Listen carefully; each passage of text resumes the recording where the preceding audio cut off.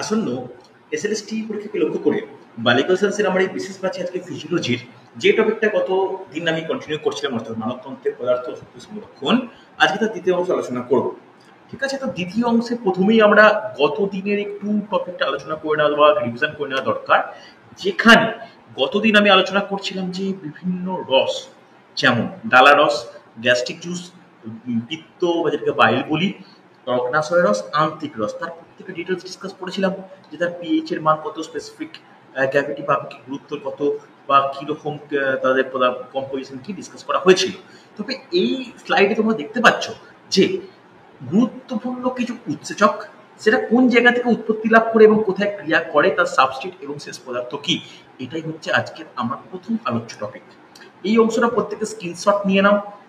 বোঝার থেকে আমি কতদিন বুঝিয়ে দিয়েছিলাম, বোঝার থেকে যে ইনফরমেশনগুলো ভালো করে মুখস্থ রাখাটাই সব থেকে ইম্পর্টেন্ট কাজ। দেখো, আমরা জানি যে লালা রসে সব থেকে গুরুত্বপূর্ণ এনজাইম হলো টায়ালিন, যা শ্বেতসার বা গ্লাইকোজেনের উপর ক্রিয়া করে, হ্যাঁ কি না? এবং পদার্থ হিসেবে কি তৈরি করে? মল্টোজ, আইসোমল্টোজ এবং ডেক্সট্রিন উৎপন্ন করে, হ্যাঁ কি না? এটা কিন্তু বোঝা উচিত, বা এটা নিয়ে কারো কোনো ডাউট থাকা উচিত না আজকে অন্তত। কতদিন আমি এটা ডিটেলস আলোচনা করেছিলাম। গ্যাস্ট্রিক জুসে উৎসেচক কি রয়েছে? পেপসিন, রেনিন এবং গ্যাস্ট্রিক লাইপেজ। আমি এগুলো ব্যতীত আরো ইম্পর্টেন্ট কিন্তু এনজাইমগুলোর নাম লেখানো ছিল। উৎস কোথায়? প্রাকগ্রন্থি। এবার মনে রাখার ব্যাপার, উৎস যেখানে সেখানে কিন্তু ক্রিয়া করে না, ক্রিয়া করে কোথায়? পাকস্থলিতে। ওকে, সাবস্ট্রেট কি, অর্থাৎ কার উপর ক্রিয়া করছে? প্রোটিন বা কেসিন, হ্যাঁ কি না? এবং এবং কিছু ক্ষেত্রে ফ্যাটের ট্রাইগ্লিসারাইড। এই ট্রাইগ্লিসারাইড ব্যাপারটা কি আজকে যখন ফ্যাট বিশোষণ পড়াবো বা অ্যাবজর্পশন পড়াবো তখন কিন্তু আলোচনা করব।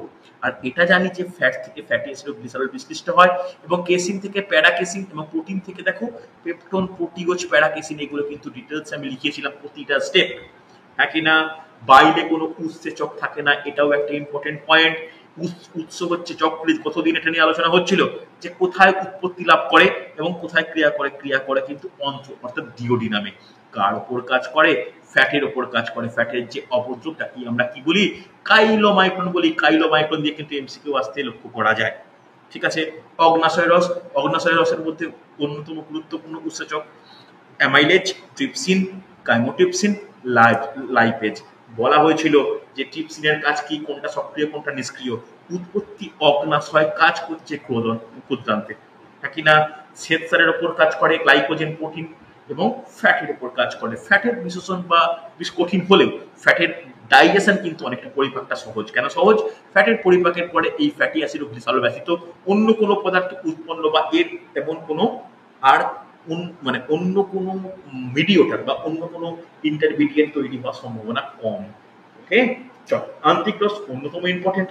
এই আন্ত্রিক রসের ক্ষেত্রে কি কি সব থেকে বেশি পরিমাণ কিন্তু আমরা দেখতে পাবো যে এখানে উৎপন্ন হচ্ছে উৎসেচক। এর লিস্ট কিন্তু আমি গতদিন ক্লাসে আলোচনা করেছিলাম। আজকের ক্লাসে সেই আগে এই সমস্যাটা আমার খুব হয়, খুব একটা জয়েন করতে পারিনি, বাট আমি এই টাইমে ক্লাসটাকে রেকর্ডিং করেই নিচ্ছি, কারণ টাইম কম। আমি রেকর্ডিং দেখে নেবো, তো এই ক্লাসে তোমরা রেকর্ডিং পেয়ে যাবে।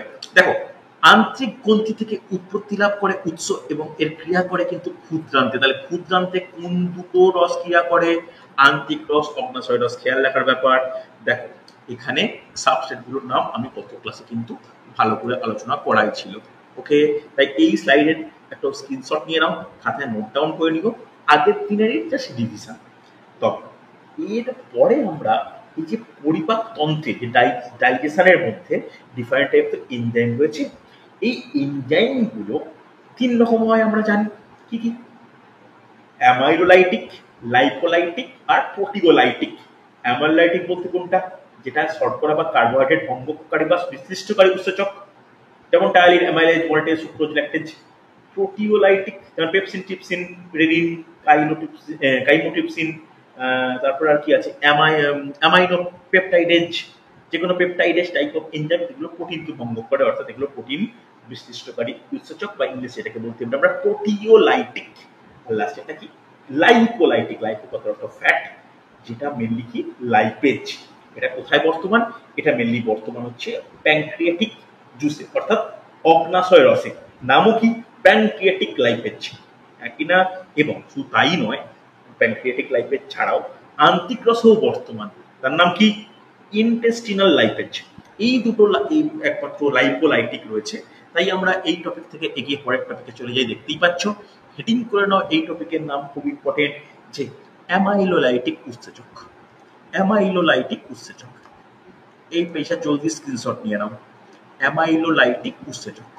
দেখো, অ্যামাইলোলাইটিক বলতে তোমরা বুঝেই গেছো, আমি কিন্তু কার্বোহাইড্রেট ভঙ্গক উৎসেচকের কথা আলোচনা করছি। তাহলে প্রধান উৎসেচক কোনগুলো রয়েছে? প্রধান উৎসেচক দেখো, এইগুলো কিন্তু প্রধান উৎসেচক, ভালো করে নোট ডাউন করে দেওয়া দরকার।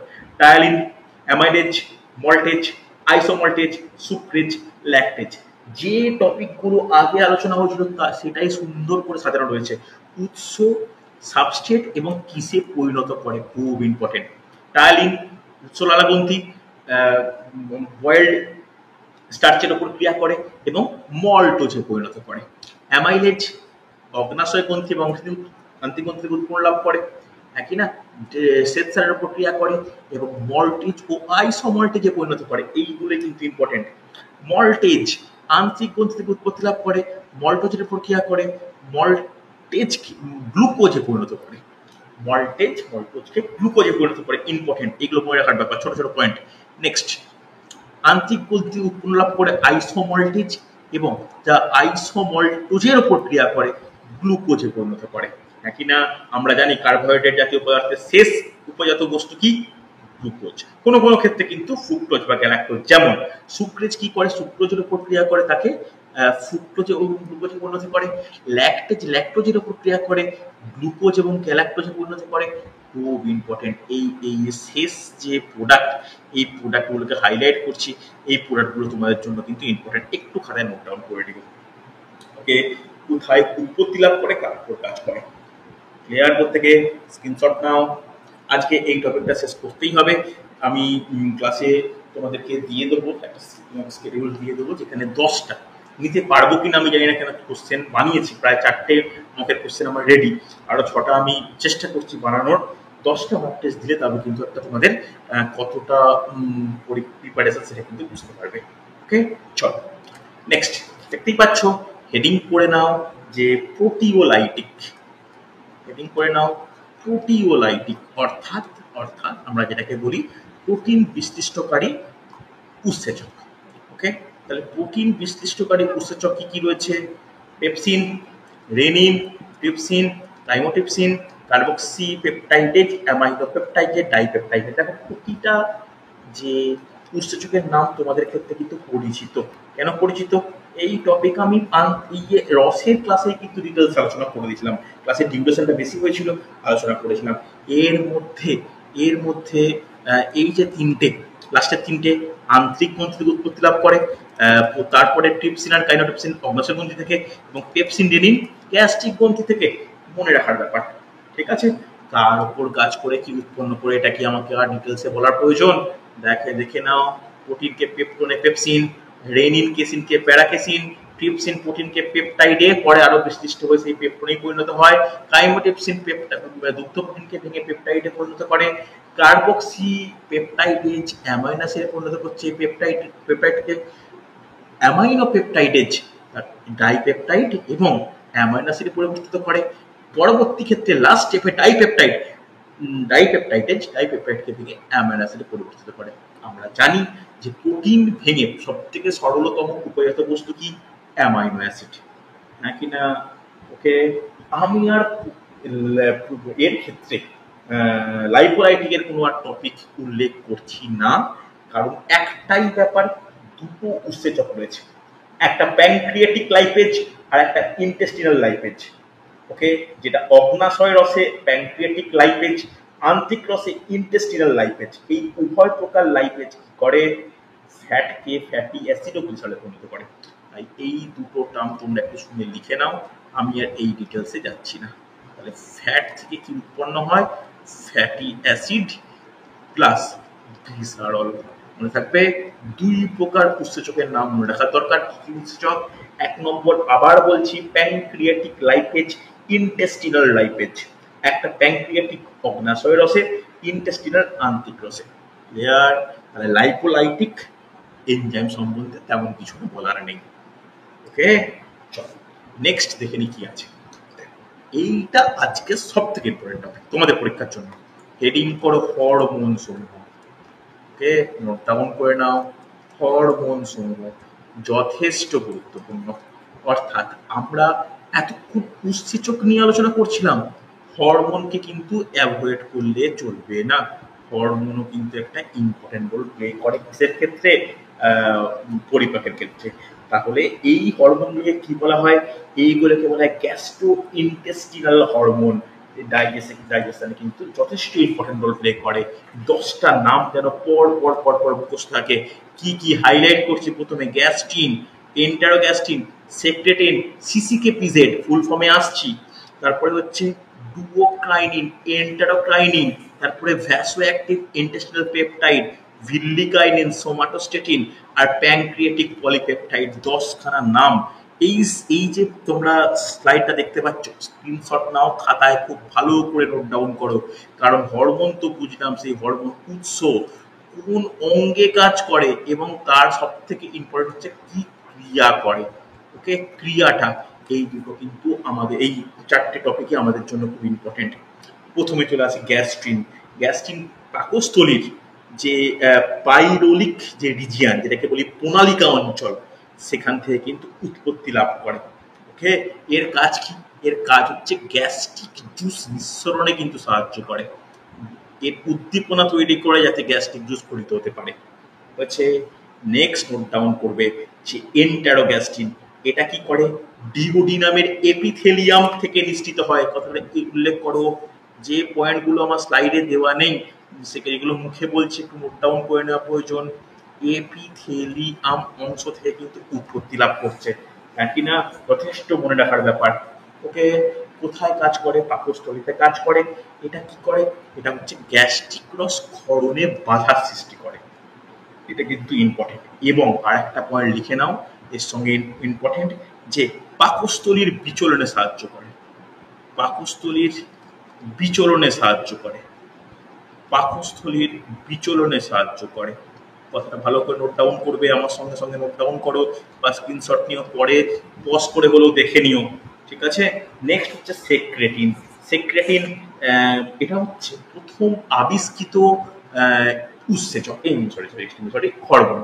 এটা প্রথম আবিষ্কৃত হরমোন। এটাও ডিওডিনামের এপিথেলিয়াম অংশ থেকে উৎপত্তি লাভ করে। এটা কি করে? এটা কিন্তু মনে রাখার ব্যাপার, গ্যাস্ট্রিক জুস ক্ষরণের বাধা সৃষ্টি করে। দেখো, ক্ষরণ হ্রাস করে, নাকি না? এবং পিত্তক্ষরণ বৃদ্ধি করে। Important point. এরপরে চলে এসো সিসিকেপিজেড। এর ফুল ফর্ম কি? নোট ডাউন করে নাও।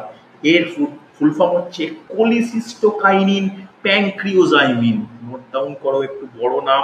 নোট ডাউন করবে যে কোলিসিস্টোকাইনিন,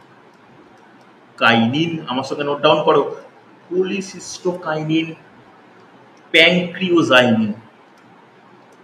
প্যানক্রিওজাইমিন, ওকে, মনে থাকে জানো।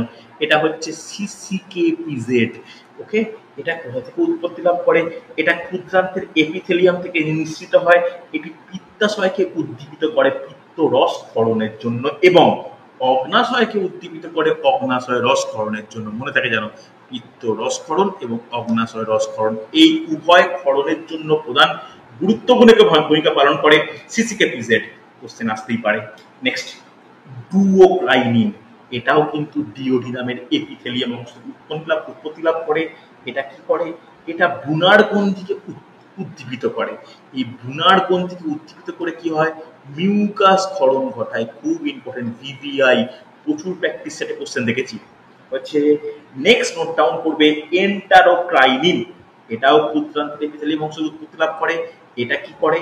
এটা হচ্ছে লাইবারকুন গ্রন্থি, যাকে বলা হয় ক্রিপস অফ লাইবারকুন, এটাকে মানে উদ্দীপিত করে আন্তিক্রস। এখানে উৎসেচক ক্ষরণ ঘটায় কথাটা ঠিক না, এটাকে না করে লেখো আন্তিক্রস ক্ষরণে সাহায্য করে। ঠিক আছে? আন্তিক্রস ক্ষরণে সাহায্য করে এবং আন্তিক্রসে যে উৎসেচক রয়েছে তাকে নিঃসরণ ঘটবেই। ওকে, চলো নেক্সট নোট ডাউন করো যে ভ্যাসোঅ্যাক্টিভ ইন্টেস্টিনাল পেপটাইড। এটা কি করে? এটাও কিন্তু ক্ষুদ্রান্তের এপিথেলিয়াম থেকে নিঃসৃত হয় এবং এটি গ্যাস্ট্রিক যে অ্যাসিড এই অ্যাসিড ক্ষরণে কিন্তু বাধা দেয়। এক্স্যাক্টলি নোট ডাউন করে নাও, গ্যাস্ট্রিক অ্যাসিড ক্ষরণে বাধা দেয় এবং অন্ত্রের রক্তবাহকে প্রসারিত করে। অন্ত্রের রক্তবাহকে প্রসারিত করে। প্র্যাকটিস সেটে কোশ্চেন দেখছিলাম কোনটি রক্তবাহকে, কোন হরমোন রক্তবাহকে প্রসারিত করে। অ্যান্সার হবে ভ্যাসো অ্যাক্টিভ ইন্টেস্টিনাল পেপটাইড। হচ্ছে নেক্সট নোট ডাউন করো ভিল্লিকাইনিন। এটাও ক্ষুদ্রান্তের এপিথেলিয়াম থেকে নিঃসরণ হয় এবং ভিলায়ের চলন বৃদ্ধি করে, বা এটাকে বলতে পারি যে ভিলায়ের বিভিন্ন কার্যকারিতাকে নিয়ন্ত্রণ করে। ওকে, নেক্সট সোমাটোস্টেটিন। এই সোমাটোস্টেটিন যেটাকে যেমন সিসিকে পিজেড বলা হচ্ছে, অনেকে এটাকে না ডবল এস হিসাবে কিন্তু উল্লেখ করা হয়।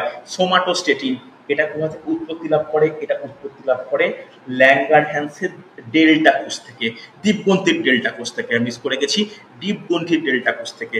এটা কি করে মনে রাখার ব্যাপার, খুব ইম্পর্টেন্ট। এটা কিন্তু পাকস্থলীর আর্জেন্টোফিন কোষ থেকে এবং আন্তিক কোষ থেকেও নিঃসৃত হয়। মনে রাখার ব্যাপার, এটা কিন্তু এই দুটো এক্সট্রা পয়েন্ট, যে এটা লিখে রাখতে পারো যে পাকস্থলীর আর্জেন্টোফিন কোষ এবং আন্তিক গ্রন্থি থেকেও নিঃসরণ লাভ করে। এটা কি করে? এটা কিন্তু ইনসুলিন এবং গ্লুকাগন ক্ষরণটাকে হ্রাস করে। মনে রাখার ব্যাপার, ইনসুলিন এবং গ্লুকাগন ক্ষরণ হ্রাস করে। বোঝা গেল? যথেষ্ট গুরুত্বপূর্ণ। লাস্ট যে হরমোনের কথা বলছি, প্যানক্রিয়েটিক পলিপেপটাইড। এই প্যানক্রিয়েটিক পলিপেপটাইড কি হয়? ল্যাঙ্গারহ্যান্সের প্যানক্রিয়েটিক পলিপেপটাইড কোষ থেকে ক্ষরিত হয় এবং অগ্নাশয় রস ক্ষরণে বাধা সৃষ্টি করে। ঠিক আছে, নোট ডাউন করো যে ল্যাঙ্গারহ্যান্সের প্যানক্রিয়েটিক পলিপেপটাইড কোষ থেকে উৎপত্তি লাভ করে এবং অগ্নাশয় রস ক্ষরণে বাধা সৃষ্টি করে।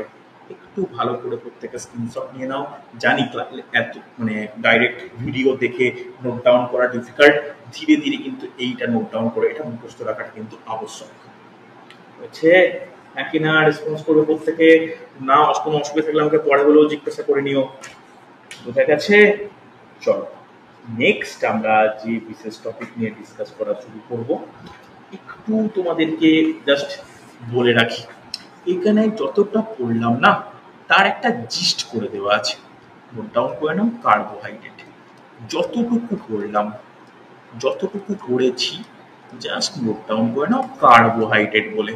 কেন বলছি দেখে নাও, এইখানে না এই স্লাইডে বিভিন্ন অংশে মুখগহ্বর, পাকস্থলী, ক্ষুদ্রান্ত, অগ্নাশয়, আন্তিকরস কার প্রভাবে কোন উৎসেচক দ্বারা কি কি সাবস্ট্রেটের উপর ক্রিয়া হচ্ছে সেটাই আছে। দেখো এই টপিকগুলো ঘুরপথে অনেকবারই পড়া হলো, জাস্ট তার হচ্ছে ডবল রিপিট। হ্যাঁ কি না?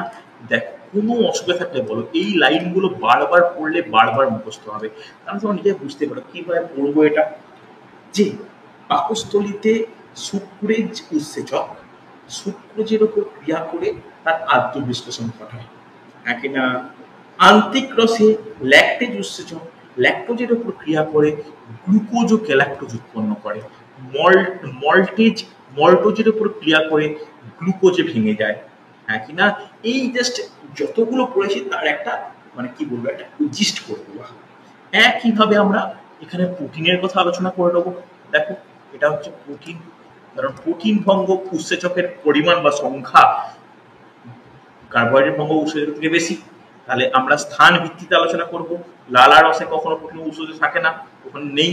ক্ষুদ্রান্ত, অগ্নাশয় রস, আন্তিক রস বারবার ডিসকাস হচ্ছে, কিন্তু দেখো বারবার একই টপিক আলোচনা হচ্ছে। ভালো করে দেখে নাও, কোনো অসুবিধা থাকলে আমাকে বলবে, খুব ইম্পর্টেন্ট। এখান থেকে বড় টপিক, বেশ বড় টপিক। বুঝা গেছে?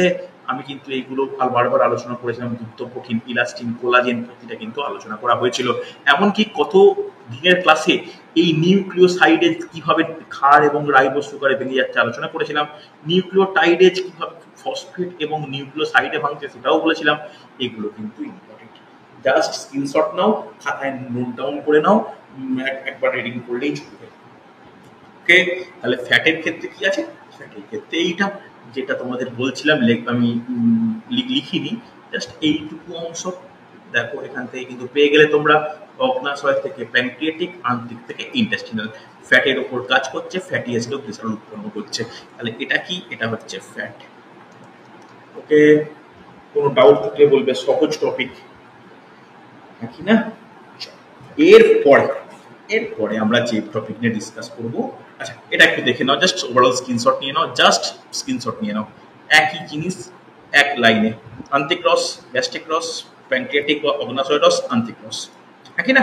তার উপর কোন কোন উৎসেচক কোথায় কাজ করে, কার উপর করে, সেই সেম জিনিস, একই জিনিস, একটা টোটাল ওভারঅল যদি আমরা দেখি তাহলে ওভারঅল আমরা এইভাবে করতে পারি। ওভারঅল ডায়াল সিস্টেম কিন্তু জাস্ট এইভাবে। স্ক্রিনশট নাও, এটা মুখস্থ করলেই চলবে, অসুবিধা নেই। চল মেন টপিক এবার একটু চলে যাই। কঠিন টপিক বলবো না, চাই কঠিন মনে হলে ছেড়ে দিতে পারো। সেটা কি দেখে নাও, তোমরা দেখে বুঝতে পারবে কিসের কিসের কথা বলা হচ্ছে। হেডিং করো, সিলেবাসে রয়েছে কার্বোহাইড্রেট বিশোষণ, লিখে নাও absorption of carbohydrate, absorption of carbohydrate, একটু মনে রাখার ব্যাপার। দেখো অ্যাবজর্পশন অফ কার্বোহাইড্রেট ভালো করে বুঝবে, ছবি দেখে আইডেন্টিফাই বা বলা খুব মুশকিল। এর যে পাথ হয়ে আছে না, যে পথ, যে কোন পথে এটি হবে, মনে রাখো কার্বোহাইড্রেট যে বিশোষণ না, এটা কি মাধ্যমে সম্পন্ন হয়। একটা এমসিকিউ কোশ্চেনের জন্য ইম্পর্টেন্ট, লিখে নাও যে টোটাল সংবহনের মাধ্যমে বিশোষিত হয়, টোটাল সংবহনের মাধ্যমে বিশোষিত হয়। ওকে, এই কথাটা কিন্তু ইম্পর্টেন্ট, টোটাল সংবহনের মাধ্যমে বিশোষিত হয়, বিশোষিত হচ্ছে। এই টোটাল সংবহন কি, দেখো ভালো করে শুনবে। এখানে না মেন যে পদ্ধতি, এই পদ্ধতির একটা বিশেষ নাম আছে।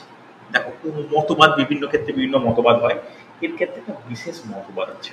কি, একটা হচ্ছে এরকম বলা হয় sodium plus monosaccharide, sodium plus monosaccharide, monosaccharide সহ পরিবহন পদ্ধতি।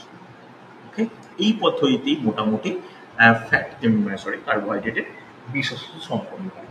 কিভাবে হয় এটা হচ্ছে, ভালো করে শুনবে, সোডিয়াম আয়নের গাঢ়ত্ব বৃদ্ধি পেলে, যত বৃদ্ধি পায় তত কি হয়, গ্লুকোজের বিশোষণ কিন্তু বৃদ্ধি পায়। অর্থাৎ সোডিয়াম আয়ন গ্লুকোজের পরিবহনের সময় প্রোটিন বাহক হিসাবে কাজ করে, ঠিক আছে? এই বাহক প্রোটিনের সিম্পোর্ট নামে পরিচিত। অর্থাৎ এই যে Na প্লাস, এটা কি নামে পরিচিত, প্রোটিন সিম্পোর্ট নামে পরিচিত, সিম্পোর্ট নামে পরিচিত। এই প্রোটিন সিম্পোর্ট কি, এটা মানে সোডিয়াম আয়ন ও গ্লুকোজ প্রোটিন বাহকের সঙ্গে যুক্ত হয়ে আবরণী কোষে প্রবেশ করে, হ্যাঁ কি না? আবরণী কোষে যখন প্রবেশ করছে তখন সক্রিয় পরিবহনের মাধ্যমে কোষ থেকে দ্রুত নির্গত হয়ে যায়, এবং দ্রুত নির্গত হচ্ছে যখন, তখন ব্যাপন ক্রিয়ায় রক্তে প্রবেশ ঘটে। ওকে, আরেকটা বিশেষ তথ্য গুরুত্বপূর্ণ এমসিকিউ এর জন্য, একটা বিশেষ পদার্থের নাম পড়তে হবে, সেটা হচ্ছে ফ্লোরিজিন। এই ফ্লোরিজিন কি, এই ফ্লোরিজিন এই যে টোটাল পরিবহন হচ্ছে না, এই পরিবহনে বাধা সৃষ্টি করে। ডাউন করে নাও, পরিবহনে কিন্তু বাধা সৃষ্টি করে। তাহলে মনে রাখার ব্যাপার, গাঢ়ত্বের যে নতিমাত্রা, এটা কিন্তু পরিবহনের সময় বারবার আলোচনা করছিলাম, গাঢ়ত্বের নতিমাত্রার উপর নির্ভর করে শক্তি ব্যয় ছাড়াই কার্বোহাইড্রেট কিন্তু শোষিত হয়ে যায়। ওকে, এবার নেক্সট প্রশ্ন, শোষিত তো হচ্ছে, শোষণের স্থান কোনটা? দেখো শোষণের স্থান হচ্ছে, দেখো ক্ষুদ্রান্তের গহ্বর। আরো ভালো করে যদি বলতে চাই বা বলা উচিত যেটা, যে ক্ষুদ্রান্তের জেজুনাম, ডাউন করে নাও, ক্ষুদ্রান্তের জেজুনাম, ক্ষুদ্রান্তের জেজুনাম মনে থাকবে। তাহলে টোটাল সংবহনের মাধ্যমে বিশোষিত হয় এবং ক্ষুদ্রান্তের জেজুনামে কিন্তু বিশোষিত হয়, কোনো অসুবিধা নেই, হ্যাঁ কিনা? দেখো শুধু তাই নয়, একটা গ্লুকোজ আমি বলে বলছি, কিন্তু গ্লুকোজ ব্যতীত ফ্রুক্টোজের ক্ষেত্রেও কোনো মানে শক্তি লাগে না। তাই নয়, পেন্টোজ, শর্করা যেমন ল্যাকটোজ, মল্টোজ, এগুলোও কিন্তু শক্তি ছাড়াই বিশোষিত হয়ে যায়। কার উপর ভিত্তি করে? দ্রবণের নতিমাত্রার গাঢ়ত্বের পরিবর্তনের সঙ্গে সঙ্গে কিন্তু এরা বিশোষিত হতে থাকে। বোঝা গেছে? যথেষ্ট ইম্পর্টেন্ট পয়েন্ট, যথেষ্ট গুরুত্বপূর্ণ পয়েন্ট হয়েছে। ভালো করে দেখো, কোনো ডাউট থাকলে আমাকে বলবে, ইম্পর্টেন্ট। তবে পদ্ধতিতে এই মুহূর্তে করাও সম্ভব নয়, শুধু এমসিকিউ পার্টগুলো বা যেটা জানার পার্ট সেগুলো মনে রাখলেই চলবে। ওকে, চলো নেক্সট হেডিং করো যে absorption of protein. Absorption of protein, absorption of protein.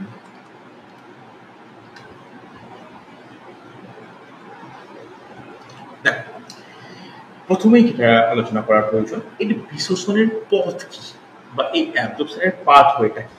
এর পাথওয়ে একইভাবে যে পোর্টাল সংবহন, শুধু পোর্টাল সংবহন নয়, দুটো কথা উল্লেখ করা দরকার, একটা হচ্ছে পোর্টাল সংবহন আর একটা লসিকা সংবহন। ওকে, একটা পোর্টাল সংবহন, নেক্সট নোট ডাউন করবে লসিকা সংবহন। পোর্টাল সংবহন আর লসিকা সংবহন।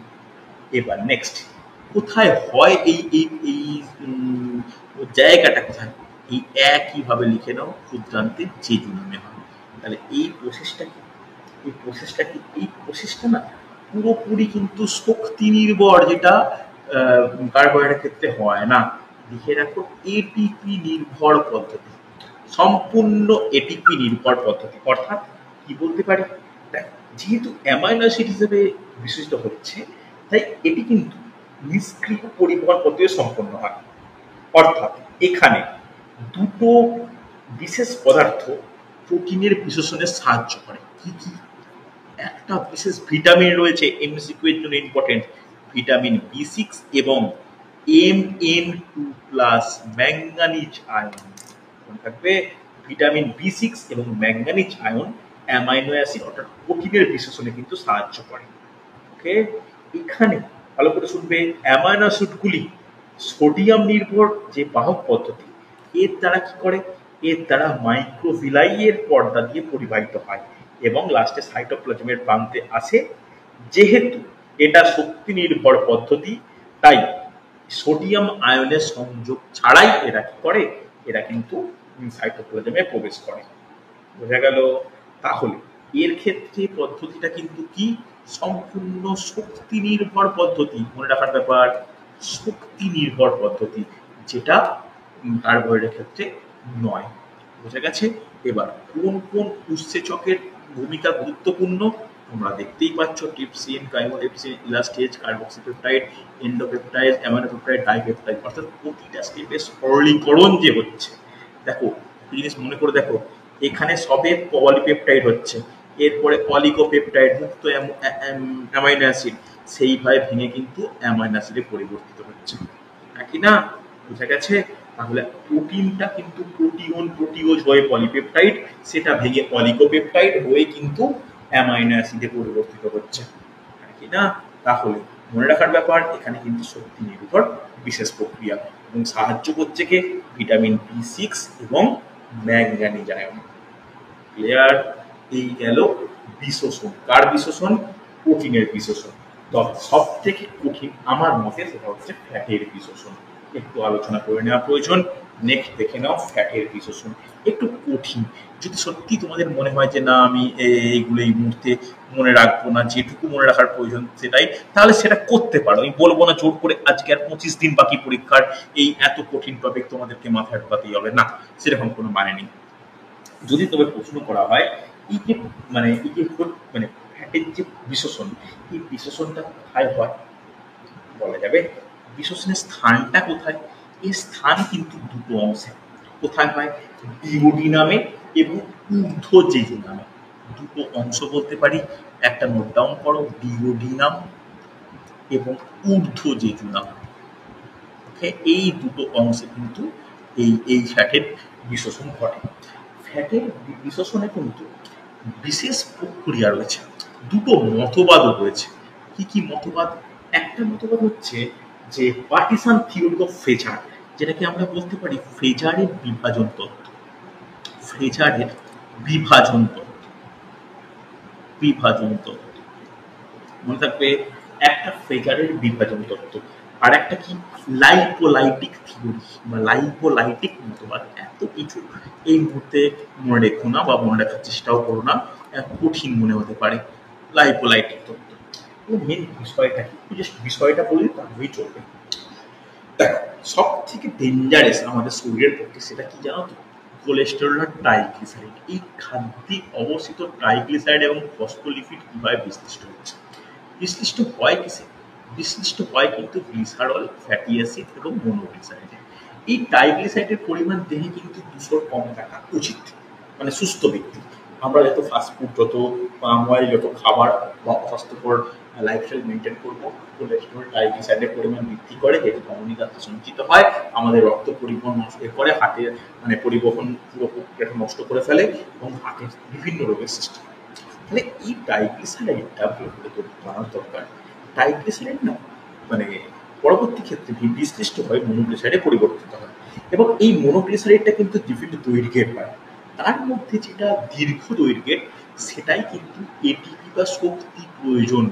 ওকে, শক্তি দ্বারা এবং ম্যাগনেসিয়াম আয়ন দ্বারা, হাইলাইট করছি, খুব ইম্পর্টেন্ট, ম্যাগনেসিয়াম আয়ন দ্বারা ফ্যাসি অ্যাসাইল ওয়েতে পরিণত হয়।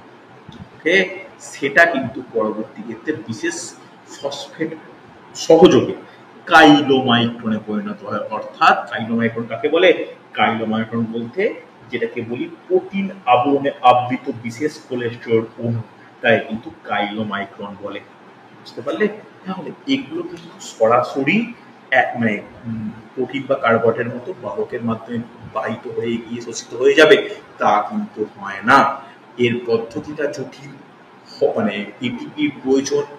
তাই এটিপি বা আমাদের শক্তি না মানে প্রয়োগ না করলে কি হয়, ফসফোলিপিড এবং ট্রাইগ্লিসারাইডের পরিমাণ শরীরে বাড়তে আরম্ভ করে, যার দরুন কি হয়, ক্ষুদ্রান্তের এপিথেলিয়াল কোষে সঞ্চিত হয় বটে, সেখান থেকে আস্তে আস্তে আস্তে আস্তে ট্রাইগ্লিসারাইড অণু না ভাঙলে এই অণু ফ্যাটি অ্যাসিড বা গ্লিসারিনে পরিণত হওয়া উচিত।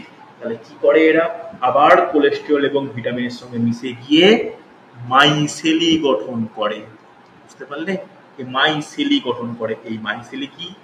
জেজুনাম অংশে ক্ষারীয় পিএইচ, উচ্চ ফ্যাটি অ্যাসিড, লাইসোফসফোলিপিড অণু এবং কোলেস্টেরল একসঙ্গে একটি বিশেষ আণবিক গঠন তৈরি করে, যাকে মাইসেলি বলে। ঠিক আছে, মাইসেলি কাকে বলে এটা কিন্তু ইম্পর্টেন্ট, লিখতে পারলে আরেকবার বলবো, আরেকবার নোট ডাউন করে নাও। জেজুনাম অংশে ক্ষারীয় মাধ্যমে উচ্চ ফ্যাটি অ্যাসিড অণু, লাইসোফসফোলিপিড অণু এবং কোলেস্টেরল, তাহলে কি? তিনটে বিশেষ অংশ একত্রিত হয়েছে বৃহৎ আণবিক গঠন তৈরি করে, তাই কিন্তু মাইসেলি বলে। বোঝা গেল? এটা কিন্তু খুব ইম্পর্টেন্ট। ক্লিয়ার হয়েছে? দেখো, যথেষ্ট কঠিন টপিক, তোমাদের যদি অসুবিধা হয় তোমরা কিন্তু এইগুলো কিন্তু এখন না করলেও চলবে। হয়েছে? মোটামুটি নোট ডাউন করতে পেরেছে, যথেষ্ট গুরুত্বপূর্ণ টপিক ছিল কিন্তু এটা। ঠিক আছে, এবার তোমাদেরকে ঘরের জন্য আমি 3টে টপিক বলছি, যে কোনো বইতে পেয়ে যাবে। এটা কি বলতো? Extra information. 3টে টপিক একটু তোমরা পড়ে রেখো, না পারলে আমি তোমাদের নোট পাঠিয়ে দেবো বা বলে দেবো। আমাকে নোটটা যদি না পারো, আমাকে নোট 3 মাস চাইবে, প্রত্যেকের কাছে এটা থাকা উচিত। দেখো, আমরা বিপাক 2 প্রকার জানি, একটা হচ্ছে অ্যানাবলিজম, একটা ক্যাটাবলিজম, দ্যাট ইজ উপস্থিতি, একটা অপস্থিতি। ফ্যাট এবং কার্বোহাইড্রেট, প্রোটিন, এর না বিভিন্ন পদ্ধতিতে বিভাগ করা হয়। তার মধ্যে 3টে পদ্ধতি তোমার জানা প্রয়োজন, যেটা যে কোশ্চেন আসে, একটু লিখে নাও তো। গ্লাইকোজেনেসিস, গ্লাইকোজেনেসিস, গ্লাইকোজেনেসিস কাকে বলে? গ্লাইকোজেনেসিস আমি জাস্ট কাকে বলে এটা বলবো, পদ্ধতি যদি তোমরা লিখতে পারো ভালো, নোট ডাউন করতে পারো, তাহলে আমি বলে দেবো। গ্লাইকোজেনেসিস কাকে বলে? গ্লুকোজ থেকে গ্লাইকোজেন সংশ্লেষণের পদ্ধতিকে গ্লাইকোজেনেসিস বলে। কোথায় হয় এটা? যকৃৎ এবং পেশিতে হয়। এর পদ্ধতিটা যদি না পারো আমাকে বলবে, আমি বলে দেবো। ঠিক আছে, নেক্সট হচ্ছে গ্লাইকোজেনোলাইসিস। নোট ডাউন করো তো, গ্লাইকোজেনোলাইসিস, এগুলো পরীক্ষার জন্য খুব ইম্পর্টেন্ট। গ্লাইকোজেনোলাইসিস, এই গ্লাইকোজেনোলাইসিস ব্যাপারটা কি? যে বিশেষ পদ্ধতিতে, এটা সবই প্রত্যেক কিন্তু প্রসেসের নাম। গ্লাইকোজেন আদ্র বিশ্লেষণের ফলে গ্লুকোজে মুক্ত হয়। বোঝা গেল? তার গ্লুকোজ থেকে গ্লাইকোজেন, গ্লাইকোজেনেসিস, আর গ্লাইকোজেন থেকে গ্লুকোজ, গ্লাইকোজেনোলাইসিস। এটা কোথায় সম্পন্ন হয়? এটা কিন্তু যকৃৎ সম্পন্ন হয়। এটা কিন্তু পেশিতে লক্ষ্য করা যায় না, মনে রাখার ব্যাপার। ঠিক আছে, পেশিতে যেটা হয়, পেশিতে কি হয়? পেশিতে কিন্তু একটা বিশেষ উৎসেচক থাকে না, সেটা হচ্ছে গ্লুকোজ 6 ফসফেটেজ। এই উৎসেচক থাকে না, তাই এটা হয় না, ঠিক আছে। বরঞ্চ এতে কি হয়ে যায়, ফেসতে কি হয়ে যায়, গ্লাইকোজেন থেকে ল্যাকটিক অ্যাসিড উৎপন্ন হয়, সেটা তোমরাও জানো, বেশি ল্যাকটিক অ্যাসিড সঞ্চিত হয়। আর একটা পদ্ধতি আমাদের নোট ডাউন করা দরকার, সেটা হচ্ছে গ্লুকোনিওজেনেসিস। গ্লুকোনিওজেনেসিস মনে থাকবে, নিওজেনেসিস কাকে বলে? কোশ্চেন দিতেই পারে, দেওয়া উচিত। কাকে বলে এটা দেখো, বিশেষ কিছু পদার্থ, যেমন ভালো করে শুনবে, pyruvic acid, lactic acid, glycerol, এইরকম পদার্থ যেগুলোকে আমরা কার্বোহাইড্রেট বলতে পারি না, এগুলো কোনটাই কার্বোহাইড্রেট নয়। গ্লিসারলটা অ্যালকোহল, ল্যাকটিক অ্যাসিডটা অ্যাসিড, পাইরুভিক অ্যাসিডটা অ্যাসিড। এইগুলো থেকে যখন গ্লুকোজ বা গ্লাইকোজেন উৎপন্ন হয়, তখন তাকে কি বলা হয়? গ্লুকোনিওজেনেসিস। কোথায় উৎপন্ন হয়? বৃক্কে আর যকৃতে। বোঝা গেল? এই তিনটে তোমাদের জন্য দায়িত্ব দিলাম, এই তিনটে বিক্রিয়া সমূহ উৎসেচক সহ একটু নোট ডাউন কোন জায়গা থেকে করে নিও। তোমাদের প্রত্যেকের অনার্স পাসের বইতে খুব ভালো করে দেওয়া আছে। যদি না পারো, আমি তোমাদের এই টপিকটা আমি নিচে খাতায় লিখে দেখাতে পারি। হচ্ছে আরেকটা লাস্ট, এটা করার দরকার নেই, সেটা হচ্ছে কড়িচক্র। এই কড়িচক্র একটু একটু দেখে নিও। কড়িচক্র, এই কড়িচক্র ব্যাপারটা একটু নোট ডাউন করে নিতে পারো, যদি সম্ভব হয় এটা করে নিও। তাহলে আমার টোটাল এই টপিক বুঝতে পারলেন। আর অর্নিথিন চক্র বা তোমার ফ্যাটি অ্যাসিডের বিটা জারণ, এগুলোর এতটা ডিটেলসে এই মুহূর্তে আমি আর করতে বলছি না। এই তিনটে পদ্ধতির সঙ্গে পরিচক্র করে দাও, টোটাল টপিকটা কিন্তু কমপ্লিট। ঠিক আছে, আমি তোমাদের গ্রুপে পরীক্ষা স্কেডিউল দিয়ে দিচ্ছি। 10টা দিন আমি মানে পরীক্ষা নেব, 10টা ফুল মক টেস্ট 8 নাম্বার করে, দেখা যাক কত করে নাম্বার তোমরা পাচ্ছ। ওকে, চলো তাহলে আজকে এতটাই থাক। কোনো জিজ্ঞাসা বা কোনো প্রশ্ন থাকলে আমায় করে নিও, ঠিক আছে।